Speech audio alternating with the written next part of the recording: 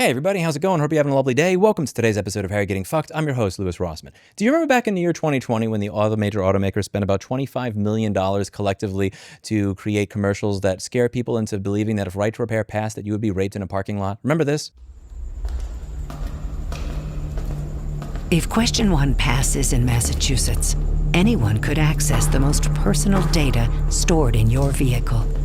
Domestic violence advocates say a sexual predator could use the data to stalk their victims, pinpoint exactly where you are, whether you are alone, even take control of your vehicle. Vote no on 1. Keep your data safe. Yeah, that part where they did this disgusting shit where they made it sound like if right to repair passes, that you were going to be sexually assaulted or beat in a parking lot. This actually happened. They were trying to claim this because right to repair people have been saying for years that cars are essentially computers on wheels.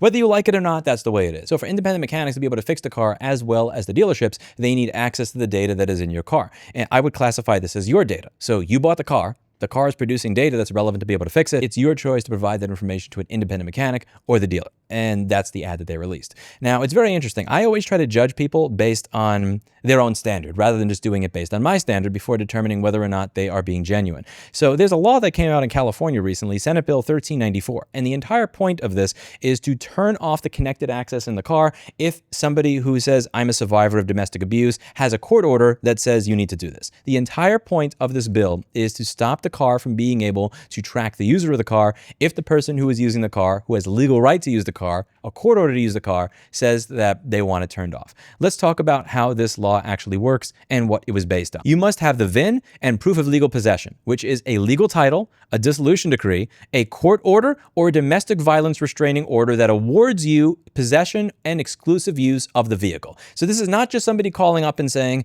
I had a fight with my husband, I want access to the car. They would have to create a police report. They would have to go through the court process to do so, or they would have to have their name on the legal title. And once they have all of that, they should be able to get the person who is logged into the car app removed. The reason this is important is because I don't know how many of you have connected cars in my audience, but if you have an online connected car, you can see exactly where it is.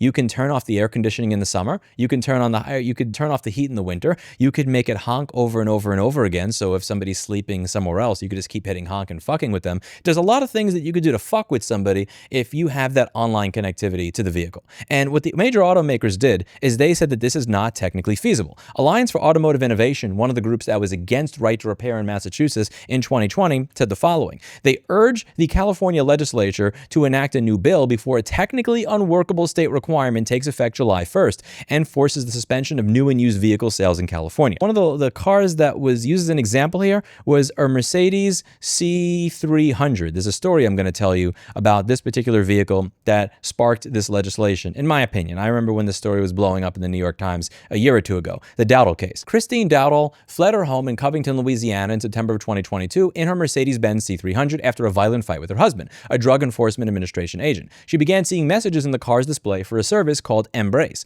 part of the Mercedes Me Connected Services app, and realized her husband was using it to track her. Dowdle had used the app only to make auto loan payments and had not known it could also track her car. Dowdle had a restraining order against her husband and had been granted sole use of the car during divorce proceedings in court. But the loan and the title were in his name, and Mercedes representative told her that the husband was the customer, so he would be able to keep his access. There was no button she could press to sever the app's connection to the vehicle. One representative told her, this is not the first time I've heard something like this. Now, we really need to focus on what they said in Alliance for Automotive Innovation. They said this is a technical, unworkable state. There's no way for us to be able to do this. Now they can't just remove Fuse 309. And this is the part that kills me, that they spent $26 million claiming that independent mechanics were going to beat you and rape you in a parking lot if this bill passed, just because we want access to the diagnostic information on the car so that we can fix the car, the bare minimum necessary for a mechanic to do their job. But when people who've actually survived domestic abuse and assault have their court order in hand, have went to the police, have filed a restraining order, and say, can you please stop giving the data to my abusers? The automakers say that is not technically fucking feasible. And this is the bullshit. I've read in some comments people saying, well, you know, what if she lies? What if she just files a court order to get a restraining order or something, and so that you could take access to, for the car away from the man? And I'm trying to figure out a way to say this that makes sense. How do I put this? Mercedes and Alliance for Automotive Innovation are not men's rights activists. That is not how that works. I grew up in an abusive household. I remember the fucked up ass shit that my mother used to say and do to myself and my father. I remember hearing that a divorce attorney is not going to listen to any of this because she's like, that's not the fucking case. That is not what is going on here. I guarantee you that the people that are lobbying for this are not principled men's rights activists that care about men not being abused. That is not what this is about. This is about them wanting to suck up your personal data and being absolute fucking hypocrites the entire way. These fuckfaces never gave two shits of a fuck about defending or protecting women or survivors or anything of the like. The only thing that they care about is A, being able to make as much fucking money as possible by being the exclusive provider of repairs to your vehicle. Number two, being able to spy on you all the time. When it comes to accepting the premise of assholes, let's accept your premise for a moment. Let's say that it is technically infeasible for you to cut off access. God forbid you remove fuse 309 in the car so that he is not able to continue fucking stalking her in that C300. If you're too technically incompetent to remove somebody's online access to the car, think about what you're saying there. There's two things that are being said. A, you've made a vehicle. This is assuming that I'm believing you, which is a lot. I don't believe any of these people. Let's just take them at their word for a moment. A, you've made a car that literally is impossible to stop the tracking in. This car is just going to track you all the time. There's nothing you can do about it. B, they are too technically incompetent to turn it off. That's a big statement right there. So you're saying of all your mechanics, they're too stupid to remove the fuse for the radio? Here's what I would do in that case. I would accept the premise of assholes there. Okay, it seems like you're not technically competent to remove the fuse for the radio. I don't think you're competent to sell cars in this state. In fact, I don't think you're competent to sell cars in the country. We're going to suspend your ability, your license to be able to sell motor vehicles until you prove that you are competent. Honestly, like, you want to play that shit? I would play that game right back with all of them. If you're saying that you're that fucking stupid, then how can I trust you to produce a product that weighs 4,000 to 6,000 pounds that can go 60 or 80 miles an hour on the highway? You want to play the stupid card? I'll turn that stupid car right against you. Or they could be saying that we've made a car where, you're right, even with all the competence we have as a car dealer, it's literally impossible for us to turn off the spying. We just can't do it. We've essentially, see, and that's an even crazier admission than the first one. I think we both know what's actually going on here. They don't want to be bothered. They don't want to be bothered with allowing independents to be able to fix your car. They don't want to be bothered with turning off any of the spying capabilities within the car.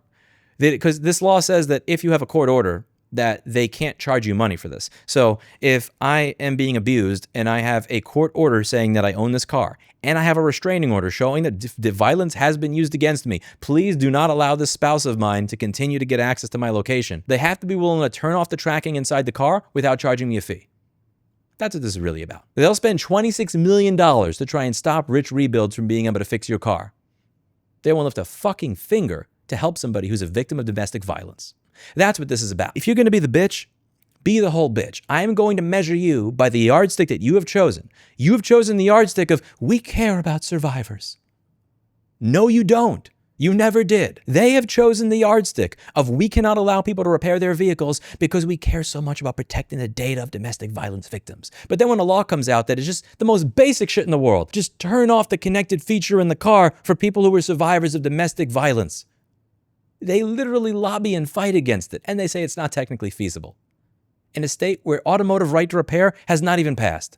Get the fuck out of here with that shit. That's it for today, and as always, I hope you learned something about accepting the premise of assholes and using their same premise against them.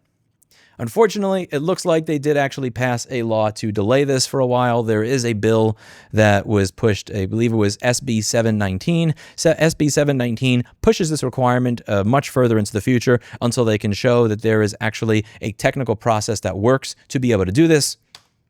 And the governor signed it. Its stated urgency was to give automakers sufficient time to carefully and safely redesign and update automobiles. Remove fuse 309. Maybe I got it wrong. I haven't touched a Mercedes in a long time, but what the fuck? Let me know what you think in the comments down below. Do you think that automotive manufacturers really care about domestic violence victims? Or do you think they care about making money and tracking you everywhere you go? And just not giving a fuck about you and not having to provide any service after the sale? I have a feeling it's the latter. I'll see you in the next video. Bye now.